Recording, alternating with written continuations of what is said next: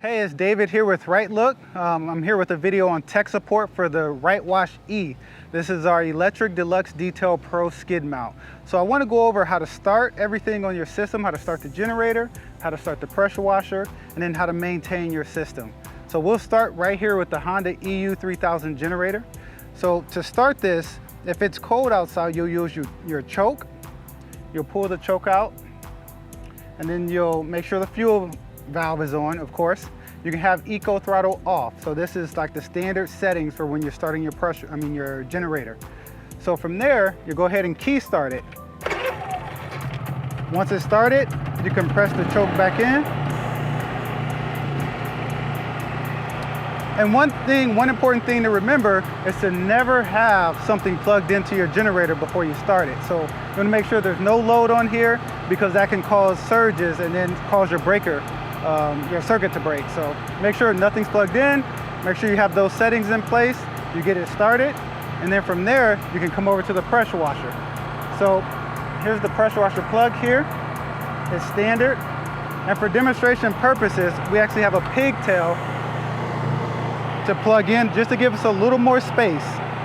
So you open that, plug in the pigtail, plug in your electric pressure washer. You always want to make sure that your electric pressure washer is turned off, and then you check the breaker here. One press, that's the reset button, and you're good to go. So now we come over to the pressure washer. The on-off button is here. It's extremely simple. We try to make this as easy as we can for you. You just click the on button and it's ready to go. Again, this has the total stop feature, so you won't hear it run like you would on the standard pressure washer. So when you turn it on, it's ready to go. You grab your pressure washer hose and it comes on when you use it. Something I want to point out is your pressure washer gun. This is a 3-stage gun that we use that has high pressure. When you click it in, as it is now, you can pull it out and you have low pressure. And you can turn it for needle spray, click it back in for high pressure needle spray or fan spray. Keep that in mind when you're using your pressure washer, because sometimes we get calls where guys don't have pressure, and 9 times out of 10, it's this right here. So wanted to show you that. So as you go to turn off everything on your pressure washer and generator, you turn off your pressure washer first, back on the on-off button, and then you come over to your generator, and then you go ahead and just turn it to the off position. Once it's off, everything's done running. Make sure to unplug anything you have plugged into the generator so you don't forget when you go to restart it again. So you unplug it again, make sure everything's done, and then you release the pressure from your pressure washer gun. So there's always going to be pressure in here. Even when you turn it off, you don't want to let that build up. So you just pull the trigger one time, it releases all the pressure for you. And then you can go ahead and crank it up and then tighten it down. All right, for those of you who opted to get the Honda 2200 watt generator, we just want to show how to start and operate this one. So as we start here, the first thing you do when you go to start it is to turn the gas on, which is right up here on top of the gas cap. So you turn it from off to on, and then you come around and then you turn the generator on the switch here. So from off to on. And then if it's cold, depending on the weather where you are, you might have to use the choke. So here we're in San Diego, it's a little chilly, not too warm. I'll turn the choke on for now. So then you just hold the generator, one pull start, and then you can turn the choke off. So when this generator is running, there's also an extra feature called an eco mode, where you can press the eco on and it brings down the RPMs on it, so you can run things like a polisher or something small, charge your phone on there. One thing that we would like to mention also is that when this runs, the exhaust is at the back of the unit. So when you're running this and it's next to the tank, we usually will advise that you turn the generator either catty corner, so it's not directly facing your tank when it's running, or you can turn it all the way around so that the exhaust is facing out. When we ship these to you, trust me, they will have the straps, the ratcheting straps, and it will be bolted down, but you just unlatch the strap and you can move it just like I did right here. So to start the Briggs Stratton generator, this is a 3500 watt unit. You want to first start by turning the fuel on. You do that by turning it counterclockwise. And then you want to turn the choke on depending on the weather where you are. So here it's a little cool out. You can go ahead and turn the choke on to use that. And then you come around the other side, and then there's an on and off switch right here. And you just want to make sure to flip that to the on position, which is up. So there are a few steps, so make sure you follow these steps directly when you're starting the generator. Now that it's ready, we're going to go ahead and grab the pull start.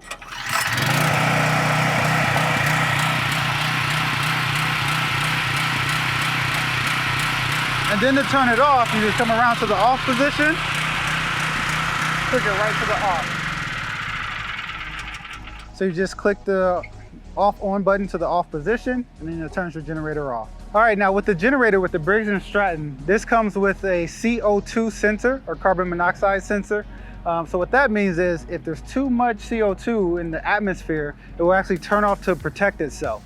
So in a situation where that happens, you want to make sure you're in an area where there's a lot of air ventilating.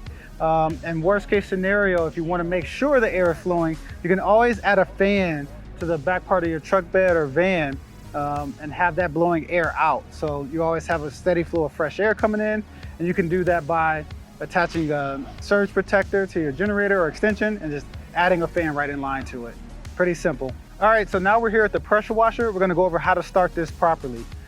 So definitely pay attention to this part because we do get tech support on this.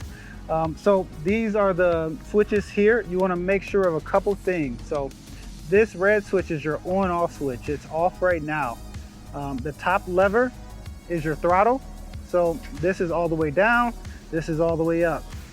So you wanna make sure to turn it up before you start your pressure washer. The white lever is your choke.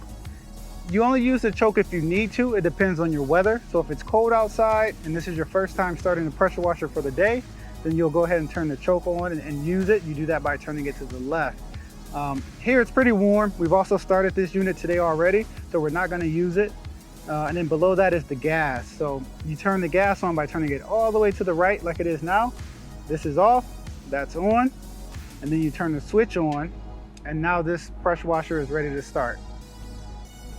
So once everything's signaled, ready to go, you wanna make sure to grab your pressure washer gun and then release the load that's in your system. So you pull that, release any pressure, and then make sure to keep squeezing it when you go to start it so that your pressure from the pressure washer and the pump can flow through and your water can flow through freely.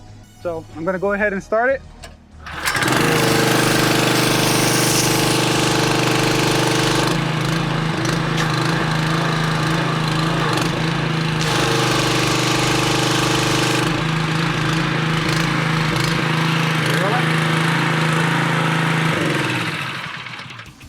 Once you turn it off, you want to make sure to also release the pressure every single time you turn off your pressure washer. That's important so it doesn't sit in there and it locks up your lines when you leave it that way.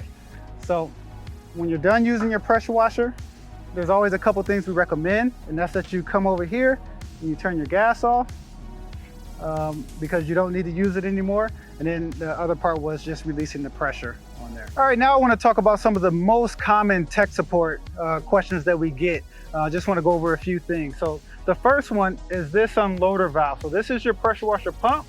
This is the valve that sets the PSI and the pressure of your unit. So we want to let you know that this is factory set and that you should not change this whatsoever when you're working. So it's already set to 2000 PSI, perfect for detailing cars, trucks, and we ask that you just leave it as it is. So as we come around, the second thing I want to mention is that sometimes people realize that, your pressure washer, sometimes it vibrates. Obviously it's machine, it's equipment. If it vibrates and you notice that your throttle isn't staying all the way over towards the rabbit and you're all the way turned up and it's maybe sitting back here and you can't keep it there, there's a nut back here. If you look close and then you take off the cap here, there's a 10mm nut right there. Sometimes that rattles loose. It's normal, it's common with machines. If that happens and you can't keep your throttle up, just go ahead and tighten that back down, only at the joint right there. There's another nut back here behind it that spins and rotates freely. Don't mess with that one back there, only the one right here. Then once you tighten it, you should be good to go. and then your throttle should be able to stay exactly where it is. So as we move forward, I want to mention one other thing about the pump. So your pump, in the unlikely situation where you let your water drain to the bottom of your water tank, it might start to suck air if you let the water get too low in your system. If it does that, you want to what we call purge your system, and that's where you drain the water until all the air pockets are out of there. So you do that with a 1-inch wrench right here. You basically crack this, open it, and then the water will start to come out. And as that water is draining out, you want to come over here to your pressure washer, make sure it's in off position. And then when it's in off position, you want to grab your pull start and just slowly pull and yank it about 10 times as the water starts to gush out of there. As that water gushes out, what that means is flowing water through, and then you can plug that nut right back in to seal it off without the air bubbles in there. And of course, I should mention, before you start to do this, you fill your water tank up so that you have enough water to complete this process. So basically what you do is, you'll come here, you'll release pressure from your pressure washer gun by holding the trigger in, and then you'll unscrew right here at the pump. And this is a standard water hose connection. So you unscrew right here, remove this piece, and then put a garden hose on there and let the water flow through your system. You do not need to start your pressure washer pump when you do this, or the pressure washer at all. You don't need to start it. You can just go ahead and let the pressure from the water hose run through your system until it's coming through fluid and smooth. And then once it is, you pull the garden hose off and then replace it with this again. All right, so now we'll talk about how to change your oil on the generator and the pressure washer. So starting with the Honda EU3000, if you go to the back of the generator, you'll actually see a tab that you can pull down, a cover, where you'll see the drain valve at the bottom, and you'll see where the drain fill, where the dipstick is at the top. So once you get done draining your oil, your old oil, you can refill it. You'll use basically a 10W30 motor oil, the same thing you'll use to fill up your truck, to put oil in your truck.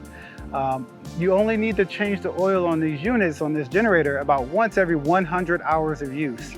All right, and now we're over to the pressure washer. It's pretty much the same system. If you look down here, there's the drain valve. You pretty much loosen this up and the oil will start to drain out. Obviously you want to put like a pan down there, a drip pan, something small where you can catch the oil, and then you'll refill right here at the top. The oil that you put into this system is slightly different. So it is a 1540. So you want to put a different motor oil in your pressure washer than you do in your generator. And make sure not to mix those up. All right, now we'll talk about the oil change on the Deluxe Detail Pro Skid. So we'll start with the generator. Basically your oil change valve is right down here. You basically loosen the bolt there and let the oil drain. You can put a small pan down there to catch the oil. Once it's all drained out, you'll refill it right here, which is actually a cap that has a dipstick on it. So refill, you use a standard motor oil, about a 10W30, should be fine. Whatever you use to fill your car when you do an oil change on your car. So when we move over to the pressure washer pump, your pump will ship to you, or if you pick up your skid, it will already have oil in it. So no matter if we ship it or if you pick it up, this will come with the oil in it, so you don't have to worry about that one. Over here on the pressure washer motor, we actually put a cool new feature with the oil valve. And basically with this one, you can just turn this tab till it's in line with the valve, so it's straight up and down, and your oil will start to come out. So a lot of guys like to just put a small hose here, turn the valve on, let the oil drain out, and then they'll refill it right here at the cap. So this takes the same oil as the generator, which is the standard motor oil. 10W30 is fine. And then you just go ahead and replace it that way. You only need to replace the oil on these things roughly about once every 100 hours of use. So you just keep a tab on how long you're using the generator, how long you're using the pressure washer when you're on site on your detail jobs, and then just tally it. And then when you get to about that 100-hour mark of actual run time, you'll go ahead and change the oil in both. All right, now for your pressure washer pump, to change the oil, there's a plug underneath. If you look all the way underneath right here, you loosen that, drain the oil. Just like everything else, you could put a small catch pan underneath to catch the old oil, and then refill right here at the top. So the oil used for this will be the only oil that's different from the Briggs Stratton pressure washer and the generator.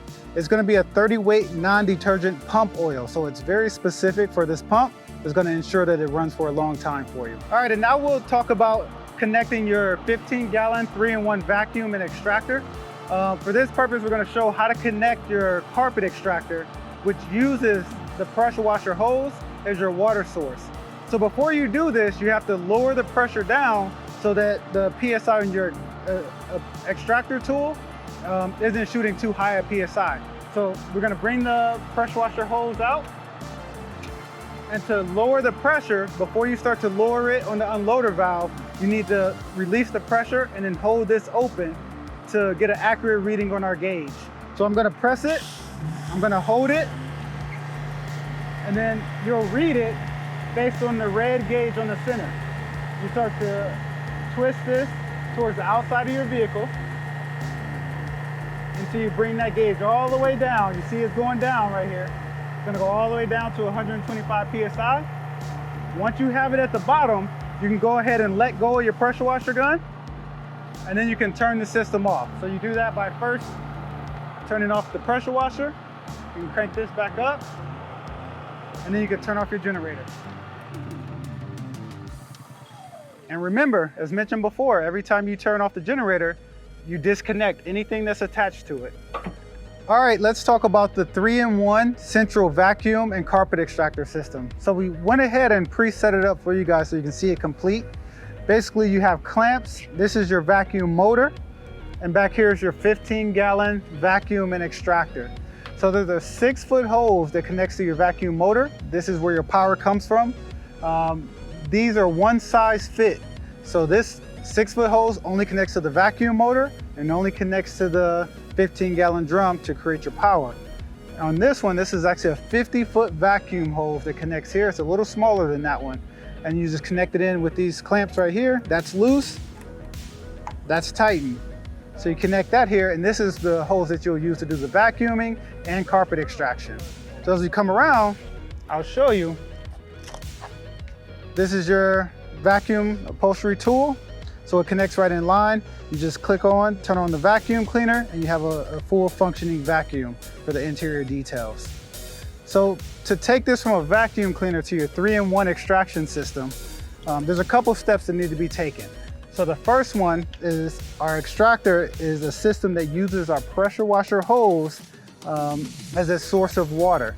So what you would need to do is take your PSI, your pressure from your pressure washer, down from 2,000 PSI to 125. So some people say, how do you do that? We actually have a pressure reducer. So the main thing is you will put this right in line, right here. But before you start this process, make sure that all pressure is released from your pressure washer gun. You do that again by pulling the trigger. This has no pressure in it, so you're good to go to get it started. All right, so to reduce the pressure, again, we're gonna put this in line right here. This is the pressure reducer. So the first thing you wanna do is disconnect the pressure washer hose. You can set that down, bring the pressure reducer in, and connect this in line. It's always important to make sure you have a strong connection. Always give it a tug, make sure it doesn't slide off. From there, you'll connect the pressure washer hose back to this. So you gotta make sure to pull it back, make sure it's a tight connection there. And then this connection is for the bypass hose. So you release that. Sometimes it drips water, as it just did.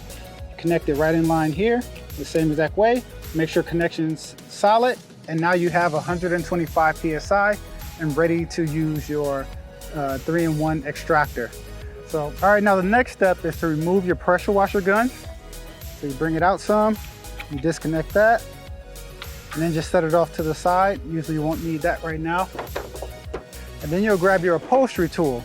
So this is an extraction upholstery tool. It's actually designed to have the vacuum hose in line, and then also the water in line. So it's just like a standard one that you'll see on like the other extractors that you might use in your detail shop. So you connect it right in line to the 50-foot hose. Make sure it's a solid connection every single time. And then you'll take your vacuum hose, remove any upholstery tools that you have on that, and then that connects right in line. So now you have a 50-foot carpet extractor, 50-foot hose for it. So this comes out 50 foot, your vacuum hose is 50 foot. So we always tell our guys that you can have a car, you know, that's a couple car lengths away or a couple cars lined up, and you can actually extract both of them back to back. Another thing that we normally see with the tech support is sometimes when guys use this, they use too much pressure when pressing down into the carpet. So imagine this is carpet inside or a seat inside the vehicle. You want to let this glide across the top as you use it. And you use this to release the pressure of the water to use the extraction, but let it glide across. Don't press down and put a lot of pressure on there, because what that does is it clogs up the vacuum and makes it hard to actually breathe. So you want to leave a little air suction in there, glide it across to clean. If stains are deep in there, obviously you want to make sure to use a pre-treatment or a brush and then go back over it with your extractor. All right, so another thing with your vacuum motor and your 15-gallon extractor is where your hose placements are. So as you see, we have the motor here, the 6-foot hose here. It's important when working over the pressure washer. If you just finished using the pressure washer, this section will be hot where the exhaust is. So we've seen sometimes people will drape this, which is your 50-foot vacuum hose, over here, which could cause it to burn or start to melt. So always make sure to always drape it a different way, either over here to the side or even over the side of your truck, or if you have a van, just run it down this way so that you can avoid any mistakes with burning your hose and any damage that way. So the second thing is your vacuum motor. So you treat this like a standard vacuum. It does have a extra filter in here, and when you disconnect the hose, you just pull it down, it's clamps. There's actually a filter on the inside. I mean a O-ring. So this is about 1.5 inch O-ring that we put in here. So sometimes if that comes loose, you just have to reinsert it, and that is what gives you the best suction when you put it on top of the vacuum motor. Underneath the top here, if you unscrew, you'll see the additional filter, and it's just a mesh filter that we put in there. And you can pick up any filter, like if you need to replace yours, or you can actually clean this one and use it for a long time. So as you take it out, you can see through it, you can see the light. You always want your filter to be this clean when you're working. So just spray it down, clean it out, let it dry out, and just replace it right back in here. That is a common thing that we see, is that someone will lose pressure, you know, from their vacuum motor, or it seems like it's not working as efficient. You always want to make sure it's not plugged up. So this is like a secondary filter to your system. All right, now on your 15-gallon drum here, this top actually comes off, and there's hardware underneath, which I'll show you. So there's just clamps on each side. There's 3 of them. As you lift this up, you'll notice that there's a full catch bag. I'll pull it all the way out for you. So there's a catch bag which catches any type of debris or dirt for your vacuum. And then this cage over here, this is your float cage. So this is for the extractor. So when you start to fill this tank with water, this is what stops it from overflowing and filling and then water spilling out. So it's always going to stop itself. You'll hear a noise if you do get that high, but we recommend not to let it get that high with the water. So it's important you always check this every so often, because what happens is these components can also get full of debris, especially the float cage. So if you open this and this is all caked up with dirt and grime from some of the dirty cars that you're detailing, just take something, brush it off real quick, clean it out, spray it down. You can usually spray this down with the pressure washer as well, and then just clean it out every so often. So we'll put that back in there. And you can actually remove the full 15-gallon drum. We recommend this at least once every few months or so, just to get a deep clean. The way you do that is to actually unstrap the ratcheting straps that you see here. That's what attaches it to the skid mount frame. And then when you come over here, where we have our drain valve, this is where you can release any dirty water from inside that carpet extractor. So you just attach a 3-foot hose, which we have for you. You attach this right here, and you can run any dirty water right out the back of your van or truck. And then we have the gray for gray water, we call it, which is the dirty water. The white valve over here that you're looking at now is from fresh water from your water tank. So you can do the same thing. You can connect this and have fresh water to fill up water buckets, or wash your hands at the back of your truck. So again, we make this very user-friendly for the detailer. So it's important that you use this and watch these videos so you know how to use your equipment to the best of your ability. So the other thing I want to mention, which I mentioned before, is how to take this off. So once you release those straps, it is a hose connection here from the extractor that I talked about. You can release it here. It's a standard garden hose fitting. So you just loosen this up, and then you can take the barrel with its hose from this point back. And you just take it off, and then you can actually pressure wash it and clean the inside thoroughly so that you get a full deep clean every so often, just to avoid any type of rust on the inside or just caked up mold. Like I said, it's standard equipment. It's a vacuum cleaner. You just want to make sure it runs properly and you keep it clean. So if you get into a situation where maybe the filters were dirty and clogged, most often it will cause the vacuum motor to blow a fuse. So if you look here at the top of it, this is where the fuse is. This is a bayonet lock. So to replace the fuse, what that means is you have to push it down and turn it, otherwise known as childproof. So you pull it out, and then you can replace the fuse easily, put it right back in, and then push it down and turn it, and you have the new one in. Another part to this vacuum motor is the exhaust elbow. I'll turn it around to the back. So this is the exhaust. It's meant to be there. This basically directs all the heat from inside this motor while it's running out of the canister. So it's important to make sure this is always attached. We do attach it in there so it doesn't move around on you, it doesn't break, doesn't get loose. But if it does, by any chance, you want to make sure to immediately put that back or reach out to us, because what will happen is it will start to heat up inside this canister without this exhaust. So it's always important to have that and then have it facing outside of your vehicle. Okay, now we do ship these all over the country. So we have some of our guys on the East Coast and in the Midwest where you have some of the harsh winters where it snows and gets below freezing. So I want to talk about winterizing your skid mount. One of the main things you want to make sure to do, and we usually recommend this at the end of each workday if it's going to get cold and you're still working, is to first drain your water tank at the end of each night if it's going to be below freezing that night. Or if you're going to store your skid mount for the whole winter, you want to do this before. You want to drain it out here. This is your drain valve, drain the water out. And then you want to make sure to disconnect your pressure washer hose line here.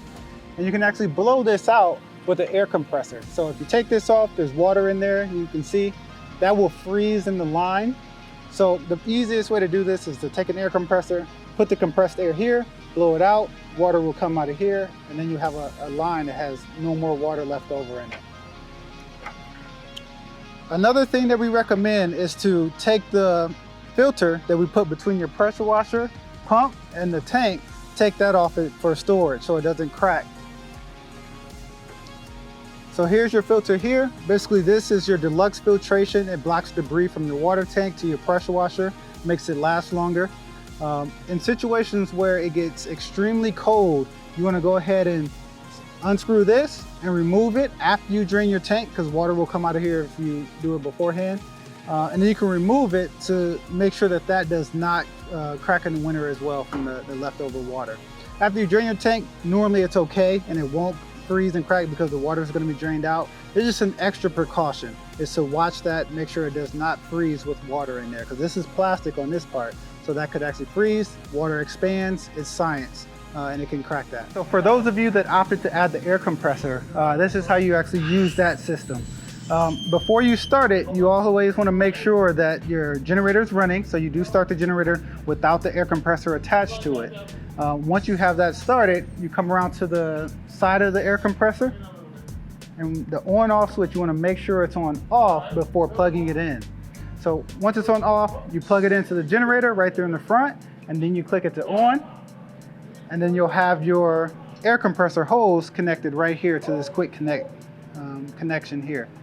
This is the valve where you can turn your pressure up and down as needed, depending on your application.